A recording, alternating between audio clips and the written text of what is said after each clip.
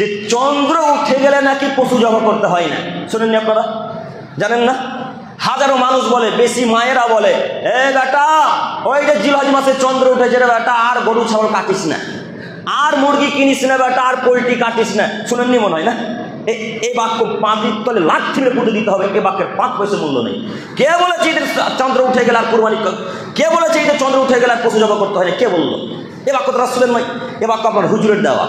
এ বাক্য রাসূলের নয়, এটা আপনার হুজুরের দেওয়া। জি না, চন্দ্র উঠলেই কি আর না উঠলেই কি, যখন খুঁজে আপনি গরু ছাগল কাটতে পারেন, খেতে পারেন। মনে থাকবেন ইনশাল্লাহ?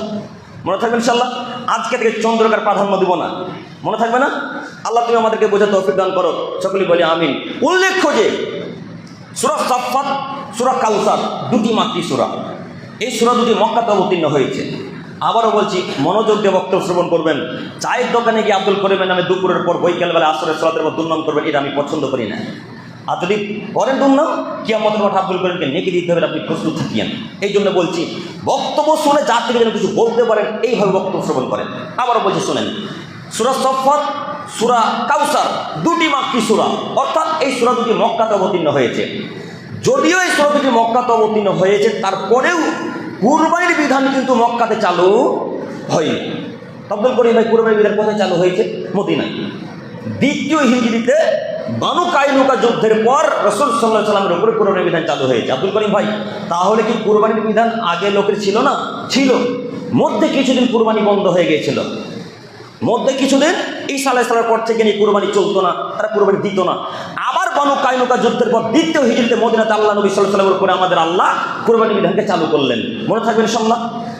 এই কুরবানি দ্বিতীয় হিজরিতে মদিনাতে চালু হয়েছে, মক্কাতে নয়। সম্মানিত ভাইয়ের নামে আপনাকে বলতে চাচ্ছিলাম, কুরবানির বিধান এইভাবেই আল্লাহ তাআলা দিয়েছেন, যে হযরত ইব্রাহিম আলাইহিস সালামের সুন্নাত হিসেবে আমরা আজ পর্যন্ত পালন করে আসছি। একটু আপনাকে আমি এখানে আরো একটি বাক্য দেখাই, নইলে আপনি বুঝতে পারবেন না কুরবানির বিধান আগের মানুষের ছিল কিনা। যেহেতু কুরবানি নিয়ে বক্তব্য, তাই আজকে আমাদের কুরবানি সম্পর্কে আলোচনা চলবে ইনশাআল্লাহ। একটু মহান আল্লাহ তাআলা বলেন, ওয়ালিকুল্লি উম্মাতিন জাআলনা মানসাকান লিয়াযকুরু ইসমাল্লাহি আলা মা রাযাকাহুম মিন বাহিমাতিল আনআম। আদমের ছেলে শোনো, আমি আল্লাহ সুবহানাহু ওয়া তাআলা প্রত্যেক উম্মতের জন্য, প্রত্যেক জাতির জন্য কুরবানির বিধানকে চালু রেখেছিলাম। কেন? লিয়াযকুরু ইসমাল্লাহি আলা মা রাযাকাহুম মিন বাহিমাতিল আনআম। এই জন্যে কুরবানির বিধান রেখেছি যেন তোমরা জবহের সময় আমার নাম নাও, অর্থাৎ বিসমিল্লাহি আল্লাহু আকবার বলে যেন আপনি কাটেন।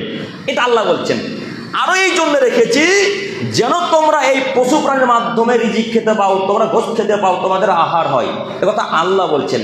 এই বাক্য বলার পর আল্লাহ তাআলা বাক্যকে, বিষয়কে পরিবর্তন করে দিয়ে নতুন একটা বিষয় আয়াতের মধ্যে ভরে দিয়ে বললেন, ফাইলাহুকুম ইলাহু ওয়াহিদ।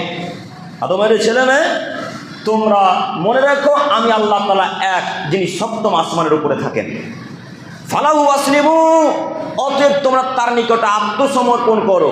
ওয়াবাশশিরিল মুখবিতিন, মুহাম্মদ সাল্লাল্লাহু আলাইহি সাল্লাম, সাল্লাল্লাহু আলাইহি সাল্লাম বললেন। সবাই যতবার মুহাম্মদ বলবো ততবার সাল্লাল্লাহু আলাইহি সাল্লাম বলবেন। মনে থাকবেন ইনশাআল্লাহ? ইনশাআল্লাহ। মুহাম্মদ সাল্লাল্লাহু আলাইহি সাল্লাম, যারা নম্র মানুষ, যারা ভদ্র মানুষ, যারা ভালো মানুষ, তাদেরকে আপনি সুসংবাদ দেন।